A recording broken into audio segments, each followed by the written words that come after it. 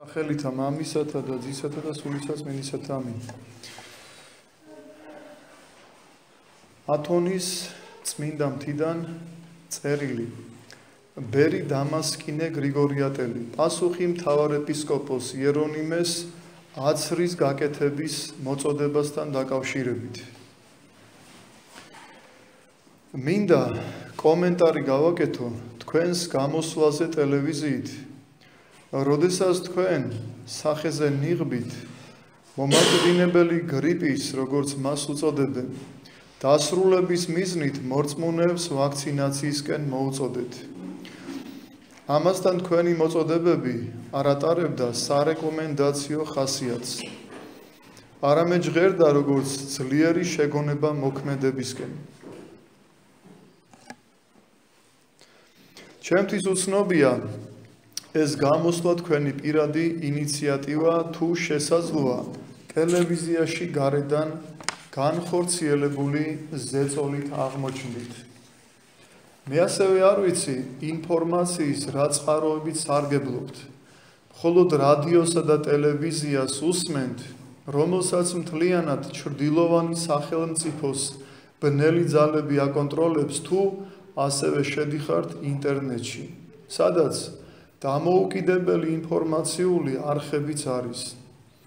ასეთი არხების ნახვის შემდეგ თქვენ მწუხარებითა და იმედგაცრუებით მიხვდებით, რომ ყველა სახის სპეციალობის ასობით კომპეტენტური ექიმი ერთხმად გმობს კორონავირუსის საწინააღმდეგო ვაქცინებს.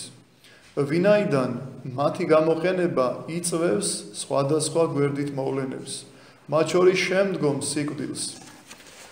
სწორედ გუშინ ბერძენმა ჟურნალისტებმა ოფიციალურად გამოაცხადეს ინგლისში ვაქცინა AstraZeneca-ს მსხვერპლთა რაოდენობა.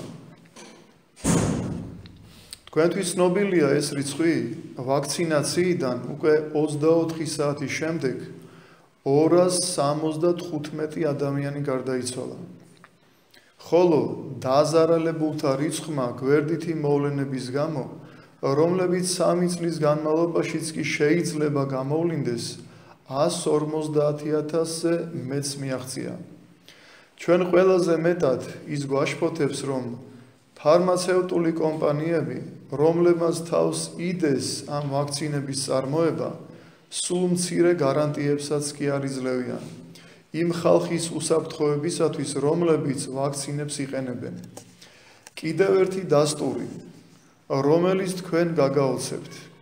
გაისმა იმ ახალი მსოფლიო წესრიგის ერთ-ერთი უდიდესი ლიდერის ვაგებიდან, რომელიც მსოფლიოში მყარდება იმ მიზნით, რომ მომავალმა ანტიქრისტემ, უკანონობის შვილმა, შეძლოს ხალხის თავის ძალაუფლებას სწრაფად დაუმორჩილოს. ძალაუფლების მოყვარი ამბიციებით აღზრულმა მან სიტყვასიტყვით გაიმეორა აშშ-ს ყოფილი სახელმწიფო მდივნის ჰენრი კისინჯერის სიტყვები, რომლებიც ერთ დროს უდიდესი გავლენით სარგებლობდა. ბერძნული ტრადიციები და თვით ბერძენი ხალხი უნდა გაქრესო.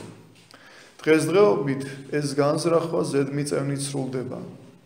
დუბლინის ხელშეკრულების თანახმად ხდება ბერძნული მოსახლეობის ცვლილება და საბერძნეთში კანონის საფუძველზე შემოყავთ ეკონომიკური მიგრანტები, ასე რომ ძალიან მალე ბერძნები თავიანთ ქვეყანაში უმცირესობაში აღმოჩნდებიან. იგივე ყოფილმა მინისტრმა, რომელიც ახლა 95 წლისაა, თქვა, წაიყვანეთ ეს ბრბო ვაქცინაციისკენ. მხოლოდ ამის შემდეგ დასრულდება ჩვენი სამუშაო. რა სამუშაოა ეს? მსოფლიოს მოსახლეობის შემცირება ყველანაირი მომაკვდინებელი საშუალებებით. მრავლის აზრით, ბატონი ნიკოს ანტონიადი, პროფესიით იურისტი, ერთ-ერთი უდიდესი მებრძოლია თანამედროვე ელექტრონული და ციფრული რევოლუციის წინააღმდეგ, რომელიც მიმართულია მსოფლიოს ყველა ხალხის წინააღმდეგ. მოყავს რა კონკრეტული და უდაო მტკიცებულებები. ის ყოველდღე გვიჩვენებს თუ რა არაადამიანური სამუშაოები ხორციელდება საბერძნეთის საავადმყოფოებში, რომლებსაც ის სასაკლაოს უწოდებს. რა სასაკლაოა ეს? როდესაც პაციენტი საავადმყოფოებში მიყავთ სამკურნალოდ, ექიმებისა და ექთნების ბრიგადა იღებს გადაწყვეტილებას ტრაქეოსტომიის ინტუბაციის შესახებ, რის შედეგადაც კურნალობა ჭიანურდება, ანუ მართვით სუნთქვაზე აერთებენ. ქრისტიანმა ჟურნალისტმა ი ლამბროპულოსმა გამოაქვეყნა სტატია თამამი მხილებებით. ირკვევა, რომ ზოგიერთი ექიმი ჩვენი დაუსრველი რეპუტაციის ბრჭყალებში მქონე მთავრობისგან იღებს 28,000 ევროს თითოეული ინტუბაციისთვის და 34,000 ევროს თითოეული ტრაქეოტომიისთვის. სამწუხაროდ, აქამდე არ მიღებულა არც ერთი გამოხმაურება და არც ერთმა ადამიანმა არც კი სცადა დოკუმენტურად უარეყო ბატონი ლამბროპულოსის ეს განცხადება. ბნელი ძალების წარმომადგენლებმა არაერთხელ აღიარეს, რომ ბერძენი ხალხის მართვა არ არის ადვილი, განსაკუთრებით მაშინ, როდესაც საქმე ეხება მათი ახალი მსოფლიო წესრიგის მონურ პროგრამებს. ისინი დარწმუნებულნი იყვნენ, რომ მსოფლიოს პანიკის შედეგად მილიონობით ადამიანს უბიძგებდნენ ვაქცინაციისკენ, ხოლო ბილ გეიტსი კისინჯერის კიდევ ერთი მოკავშირე მსგავსი გეგმებით ხშირად და ერთმნიშვნელოვნად აცხადებს თავის სასიკვდილო პროექტების შესახებ, მიმართულს მათი საერთო მიზნის მისაღწევად, მსოფლიოს მოსახლეობის 15%-ით შემცირება. საბერძნეთს უტევენ უფრო მეტად, ვიდრე ბევრ სხვა ქვეყანას მსოფლიოში. პირველ რიგში ჩვენი პოლიტიკოსების წყალობით, რომლებიც ახალი მსოფლიო წესრიგის მექანიზმში პატარა ჭანჭიკები არიან, ახლა ჩვენთვის გასაგები გახდა თქვენო ნეტარებაო, თუ რატომ გააგზავნა საბერძნეთის ჯანდაცვის სამინისტრომ ჩვენი სამშობლოს ყველა საავადმყოფოში ხმამაღალი და სასწრაფო გზავნილი ჩვენებების იმ ჩამონათვალის გაფართოების მიზნით, რომელთა დროსაც პაციენტებს უერთებენ მექანიკურ ვენტილაციას. მიზეზი გასაგებია, მათ უნდათ გაამართლონ დაფინანსების ახალი პაკეტის მიღება თანხაზე, რომელიც მილიონობით დოლარით აღირიცხება. თქვენო ნეტარებაო, ვარაუდობ, რომ თქვენთვის სარწმუნო ადამიანების გუნდი პერიოდულად გაცნობებთ ევროპაში ვაქცინაციის შესახებ. შესაძლოა უკვე შეიტყვეთ, რომ ევროკავშირის 10-მდე ქვეყანამ შეწყვიტა ამ ვაქცინების გამოყენება ვაქცინირებულთა შორის სიკვდილიანობის არაერთი შემთხვევისა და ათასობით გვერდითი მოვლენის გამო. ფიქრობ, მსხვერპლის კონკრეტული რაოდენობის მოყვანა ზედმეტია, რადგან ის მუდმივად იზრდება. სტატისტიკის თანახმად, მხოლოდ ევროკავშირის ქვეყნებში ერთ კვირაში 5,000-მდე ადამიანი გარდაიცვალა AstraZeneca-სა და Pfizer-ის ვაქცინებით. და ეს იმ დროს, როდესაც სხვადასხვა გვერდითი ეფექტით დაზარალებულთა რაოდენობამ 160,000 მიაღწია. ევროსაბჭოს წევრი ქვეყნების საბჭოს ოფიციალური გადაწყვეტილებით რეკომენდირებულია ვაქცინის არასავალდებულო ნებაყოფლობითი გამოყენება. დღეს ვიგებთ, რომ ყოველ შემთხვევაში ჩვენს ქვეყანაში ვაქცინა პრაქტიკულად სავალდებულო გახდა. ვინც არ გაიკეთებს აცრას, მეორე ხარისხოვან ადამიანად ჩაითვლება და პირად ცხოვრებაში მრავალ შეზღუდვას დაექვემდებარება. განა ეს აბსურდი არ არის თქვენო ნეტარებაო. იმ დროს, როდესაც ჩვენს გარშემო მრავალი ადამიანი იღუპება ვაქცინებისგან, სხვები კი იტანჯებიან და განიცდიან პრობლემებს გადაადგილებასთან და ფიზიკურ ხელშეუხებლობასთან დაკავშირებით. თავად ბერძნები, მართლმადიდებლები, ჯანდაცვის მუშაკები, ეკლესიის მსახურები თუ სახელმწიფოს წარმომადგენლები ყველანაირად მოუწოდებენ ვაქცინაციისკენ და მას წარმოაჩენენ როგორც შესანიშნავ საშუალებას გადამრჩენს ჩვენი ჯანმრთელობისა და სიცოცხლისა. რაღაც წარმოუდგენელი ხდება. რამდენიმე დღის წინ პელოპონესის თითქმის 90 წლის მიტროპოლიტის სახეზე ნიღბით არა მხოლოდ ემუქრებოდა თავის თანამშრომლებს, რომლებიც დამცავი აღჭურვილობის გარეშე იყვნენ, არამედ ორი მათგანი გაათავისუფლა კიდეც. ანუ ის აღმოჩნდა უფრო მეფური ვიდრე მეფე, რადგან ამ დროისთვის ჩვენს ანტიქრისტიანულ სახელმწიფოს ჯერ არ დაუწყია ოფიციალური დევნა. ჩვენ ველით, რომ ისინი დაიწყება იმ პერიოდში, როდესაც ანტიქრისტეს ბეჭდით დადაღავენ ხალხს. ხოლო ის, რასაც ახლა გვთავაზობენ, არის წინასწარი მომზადება ბეჭდის დასმისათვის, როგორც ამას ბერი პაისი ათონელი უწოდებდა. აცრის წინააღმდეგ მებრძოლები ეს ჩვეულებრივი ხალხია, რომლებმაც ბოლოს და ბოლოს გაიღვიძეს და გააცნობიერეს მაცტურის გეგმები, მიმართულნი ხალხის დამონებისა და ჩაგვრისაკენ მთელ სოფლიოში. არსებობენ მამონას ისეთი მინისტრები, რომლებიც ცდილობენ ნებისმიერ ფასად გამდიდრებას, მაშინაც კი თუ ამისათვის მათ თანამოქალაქეთა გვამებზე გავლა მოუწევთ. შესანიშნავად აშუქებენ სიტუაციას ბატონი ნიკოს ანტონიადუ და იოანე ლამბროპულუ, რომლებიც ღიად გმობენ ჩვენ საავადმყოფოებში უდანაშაულო ადამიანების მიმართ ჩადენილ დანაშაულებს.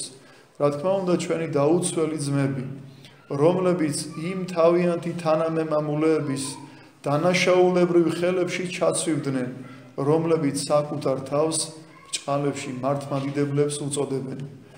მომავალ ცხოვრებაში დიდ მოწამეების დას შეუერთდებიან, მაგრამ სად მოხვდებიან მათი მკვლელების სულები, რომლებიც თავიანთ შავ საქმეს აკეთებენ თავაზიანი ღიმილით, ახსავსე ყველაზე ნამდვილი პირმოთნეობითა და სადიზმით. იმ თანამშრომლებმა, რომლებიც არ აპირებენ დაემორჩილონ ახალი მსოფლიო წესრიგის სამსახურში მყოფ საბერძნეთის ჯანდაცვის სამინისტროს ბრძანებებს, თავის თავს უნდა გაუკეთონ ტესტი კვირაში ერთხელ. ორიდან ერთი მითითებული მეთოდით, ეს ეგრეთ წოდებული თვითშემოწმების ტესტებია, რომლებსაც ინგლისურად self-tests უწოდებენ.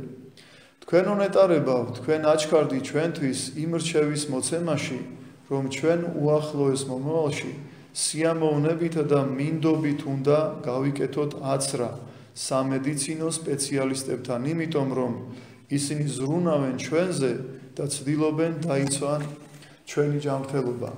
მაგრამ მოусმინეთ, თუ რა გვამცნეს გამოჩენილმა ექიმებმა, ადამიანის სიცოცხლის მიმართ ჰუმანიზმის მაღალი იდეალებით აღზრულებმა, ჩვენ არც ბამბის ტამპონიანი ტესტი უნდა გავაკეთოთ, რომელიც ხვირის ღრუში შეყავთ, იმიტომ რომ ის გაჯერებულია ეთილენის ოქსიდით, რაც არღვევს სისხლის ფორმულას და იწვევს ლეიკემიას, შემდეგ ის სიკვდილს.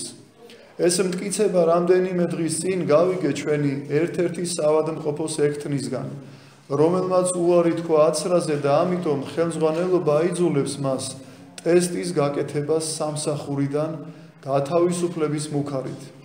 პირველ კვირას მან ორჯერ გაიკეთა ტესტი და მისი თქმით ტკივნეული ცხელება იგრძნო. როდესაც მან გაიგო თუ რა სახის ოქსიდით იყო გაჟღენთილი ტესტის ბამბა, იგი შიშისაგან შეძრწუნდა. იგი ფიქრობს საავადმყოფოს დატოვებაზე, რადგან წინააღმდეგ შემთხვევაში მალე ლეიკემიით მოკვდება. ჩვენმა ხალხმა, ისევე როგორც დედამიწის სხვა ხალხებმა, ინტერნეტის ქსელის საშუალებით მიიღო ინფორმაცია იმის შესახებ, რომ ვაქცინები შეიცავს ემბრიონალური უჯრედებიდან ნივთიერებებს.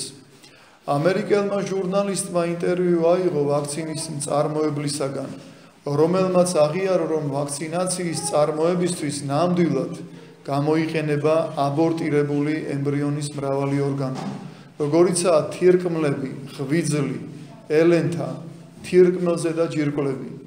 განა შეიძლება მართლმადიდებელმა ქრისტიანმა სიცოცხლე გადაირჩინოს ან გაიხანგრძლივოს მოკლული ადამიანის ორგანოების საშუალებით.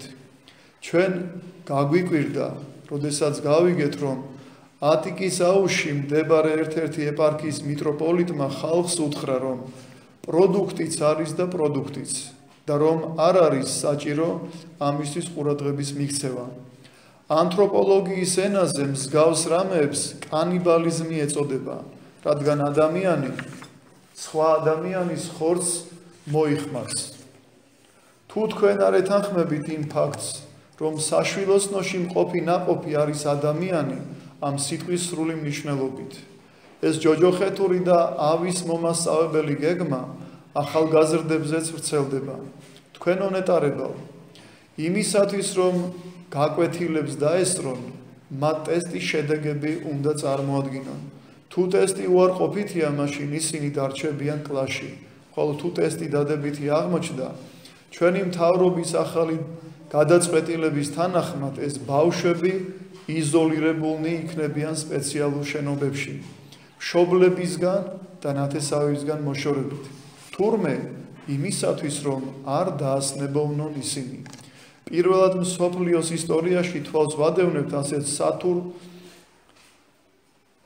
სათუთ მზრუნველობას ბავშვის მშობლების მიმართ, რომ არ მოკვდნენ ისინი იმ ვირუსისგან, რომლითაც მათი ბავშვი დასნებონდა. ისინი, ვინც გუშინ ვაქცინების საშუალებით ცდილობდა მამისა და დედის მოკვლას, ახლა აშკარად დაიწყეს ოჯახის დაცვა. რა აბსურდული დროში ვცხოვრობთ.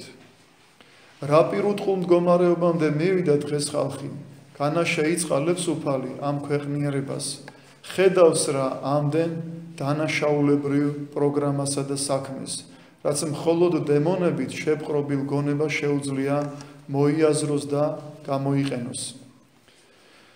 ზოგი განგვიკითხავს იმის გამო, რომ არ ვეთანხმებით ამ ვაქცინაციას. ჩვენ გვახსენებენ, რომ აცრებმა მილიონობით ადამიანი გადაარჩინა სხვადასხვა მომაკვდინებელი ეპიდემიისგან. ყველა ყურძენი ერთნაირ წვენს არ იძლევა და ყველა წამალი არ კურნავს ყველა დაავადებას. ამ საკითხში საჭიროა დიდი წინადახედულება და თვით განათლებულობა, რათა შეცდომაში არ ჩავარდეთ. ჩვენ ტყუილად არ ვშიშობთ ის კომპანიები, რომლებიც აწარმოებენ ვაქცინებს, მათი უსაფრთხოების არანაირ გარანტიას არ გვაძლევენ. ეს კი ნიშნავს, რომ ჩვენ არ შეგვიძლია თავი საჯალათო კუნძზე დავდოთ. ყველასათვის ცნობილი ბილ გეიტსი, გლობალური მასშტაბის ვაქცინაციის ერთ-ერთი ინიციატორი და სპონსორი, პირდაპირ ვეუბნება, რომ ვაქცინაციის შედეგად მსოფლიოს მოსახლეობის 15%-ს მოკვდინება 15%-ის მოკვდინება მოხდება. ბებერი კისინჯერი მოუწოდებს ნახირს კაც პირუტყვებს, როგორც ისინი გვეძახიან, ვაქცინაციისკენ, რათა მათი სამუშაო დასრულდეს.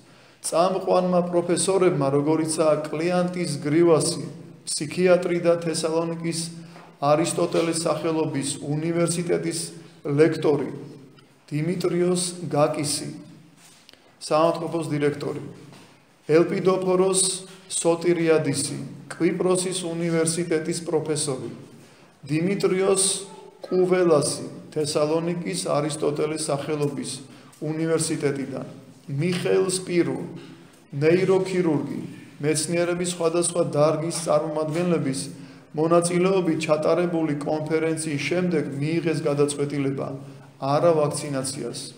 ის ადამიანთა მოდგმის გენეტიკურ მოდიფიკაციასთან მიგვიყვანს. ჩვენი პროფესორების მხრიდან ასეთი ფართომასშტაბიანი პროტესტების შემდეგ, რომლებიც ხმას იმაღლებენ ჩვენი უსაფრთხოებისათვის და ჩვენი სიცოცხლის განხანგრძლივებისათვის, განადასაშვებია ჩვენი მხრიდან მათი შეთქმულების თეორიის მიმდევრობაში დადანაშაულება. განა ასეთი დაღდასმა უდიდესი ტყუილი და მიუტევებელი შეცდომა არ არის, როგორ შეგვიძლია გენდობოდეთ თქვენ უნეტარებავ, მას შემდეგ რაც სატელევიზიო ეკრანიდან მოგვიწოდეთ, გავიქცეთ ასაცრელად. ვინ უფრო იმსახურებს ნდობას? ისინი, ვინც გვპირდებიან მოკვლას ან აცრის შედეგად პარალიზებას, თუ ზემოხსენებული პროფესორები და ასობით მათი თანამოაზრე. მეცნიერი, რომლებიც განგაშს ტეხენ და მიუთითებენ ჩვენი სიცოცხლისათვის ამ ვაქცინების საშიშროებაზე. ირლანდიური წარმოშობის ცნობილმა ექიმმა ამერიკის ჯანმრთელობის ორგანიზაციიდან 200-მდე ექიმის თანდასწრებით ინტერვიუ მისცა, რომლის დროსაც მან თქვა, რომ 3/4 წელიწადში ვაქცინირებულთა 2/3 უკვე ცოცხალი არ იქნება. ამ აღიარების გამო იგი სამსახურიდან გაათავისუფლეს. სოფლიოში ცნობილი ეკონომისტი რუბინი ამბობს, რომ ვაქცინაციის შედეგები 2021 წლის ბოლოსთვის დაიწყებს გამოვლენას. განაჩვენი თანამედროვე ბერხუცესები, რომლებიც წარსდგნენ უფლის წინაშე, ან ჯერ კიდევ ცოცხლები არიან, ასევე შეთქმულების თეორიის მიმდევრები არიან ჭყალებში. როდესაც ისინი სულიწმიდით განათლებულები გვაფრთხილებენ, რომ თავიდან ავიცილოთ ვაქცინაცია. ღირსი პაისი მთაწმინდელი, რომელიც დღეს ბერძენი ხალხის მისწრაფებების გამომხატველია. ბერხუცესი ამბროსი ლაზარისი, ლამიის დადიუს მონასტრის სულიერი მამა, არიზონას ბერხუცესი ეფრემი, ბერხუცესი პართენი, წმინდა პავლეს ათონელთა მონასტრის იღუმენი, ბერხუცესი გაბრიელი კუთლუმუშის მონასტრის სკიტიდან, მღვდელმონაზონი ექვთიმე კაფსალისი და მრავალი სხვა გამოხატავენ უღრმე შეშფოთებას ამ ვაქცინაციის ტრაგიკული შედეგების გამო. და ამის შემდეგ თქვენ უნეტარებავ, როგორ გვექნება ნდობა სამედიცინო მეცნიერებების მიმართ. ღმერთი სულ სხვა რამეს გვიცხადებს თავისი ერთგული მონებისა და სხვა გამოჩენილი ქრისტიანი ექიმების მეშვეობით, რომლებიც ძმური სიყვარულითა და უანგაროდ გვაძლევენ რჩევებს სიცოცხლის დასაცავად. რომელ ექიმებს ენდობით და რა უპირატესობა აქვს ამ ვაქცინას. ხომ არ გეჩვენებათ, რომ ამაოდ გამოხვედით ტელეარხზე. თქვენ არ უნდა გეთქვათ ის, რამაც თქვენი ბაგეებიდან გაიჟღერა, იმიტომ რომ ხარს უჭერთ რა ვაქცინას. თქვენ უნებურად მსოფლიო მოსახლეობის შემცირების დანაშაულებრივი გეგმის თანამონაწილე ხდებით. და რადგან ჩვენ გვჯერა, რომ თქვენ არ ხართ ღმრთისშისა და სინდის მოკლებული, ვერ წარმოგვიდგენია თუ როგორ წარსდგებით ღმრთის სამჟავროს წინაშე. თუ კი თქვენი საქციელითა და სიტყვებით ხელს შეუწყობთ კაცთა კვლის საშინელ ცოდვას. გთხოვთ, მაპატიოთ, ჩემს მიერ დაწერილი იმ უდიდესი სიყვარულიდან, პატივისცემიდან და მოწიწებისაგან მომდინარეობს, რასაც მე თქვენი პიროვნების მიმართ განვიცდი. ჩვენთვის ცნობილია თუ რამდენად რთულია თქვენი ადმინისტრაციული სამუშაო. ჩვენ ასევე ვიცით თქვენი გამორჩეული ღვთივსათნო საქველმოქმედო საქმიანობის შესახებ, რომელსაც თქვენ აღასრულებთ ისე, რომ არ იპყრობთ სხვების ყურადღებას. მაგრამ ჩვენ ასევე ვსურს, რომ თქვენ დაიცვათ ეკლესიის საზღვრები და არც ერთი ნაბიჯით არ განუდგეთ რწმენას ჩვენი ეკლესიის ყველა საკითხთან დაკავშირებით. გთხოვთ, გამოასწოროთ თქვენი დამოკიდებულება უკრაინის ეკლესიის განხეთქილების საკითხთან დაკავშირებით, რადგან მოწამეობრივი სისხლიც კი ვერ კურნავს განხეთქილების საშინელ ჭრილობას, რომელიც მიყენებულია ჩვენი ღმერთის ქრისტეს ეკლესიისათვის, რომელსაც ჩვენ ყველანი ვეკუთვნით და სადაც გადარჩენის იმედი გვაქვს ჩვენი წმინდა მამებისა და ჩვენი ბერხუცესების ლოცვით. ამინ. პატივისცემით ვემთხვევით თქვენს მარჯვენას ბერი დამასკინი გრიგორიატელი, ათონის წმინდა მთა 14/04/2021 წელი.